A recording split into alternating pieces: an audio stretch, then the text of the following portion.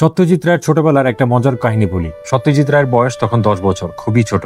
উনি বালক বয়সেই তার বাবাকে হারান। তো সত্যজিৎ রায় একবার তার মার কাছে আবদার করলেন উনি কবিগুরু রবীন্দ্রনাথ ঠাকুরের সাথে দেখা করবেন।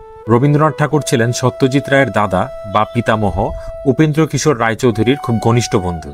তো রবীন্দ্রনাথ সত্যজিৎ রায়কে মানিক নামে আগের থেকেই চিনতেন। সত্যজিৎ রায়ের মা যখন মানিককে রবি ঠাকুরের কাছে নিয়ে যান, রবি ঠাকুর তখন তার আবদার রাখতে চান। বালক সত্যজিৎ রবীন্দ্রনাথ ঠাকুরের কাছে বায়না করেন তার একটি অটোগ্রাফ দেওয়ার জন্য এবং একটি ডায়েরি এগিয়ে দেন। রবি ঠাকুর সত্যজিৎ রায়ের মাকে বলেন, তুমি মানিককে নিয়ে চলে যাও, কালকে এসে ডায়েরিটি নিয়ে যেও। তো পরদিন যথারীতি মানিককে নিয়ে অর্থাৎ সত্যজিৎ রায়কে নিয়ে তার মা হাজির হন রবি ঠাকুরের কাছে। রবি ঠাকুর সেই ডায়েরিটি বের করে দেন। সেই ডায়েরিটি নিয়ে তার বাসার বাইরে এসে দেখেন সেখানে একটি কবিতা লেখা রয়েছে। কবিতাটি হচ্ছে, দেখা হয় নাই চক্ষু মিলিয়া ঘর হতে দুপা ফেলিয়া একটি ধানের শীষের উপর একটি শিশির বিন্দু।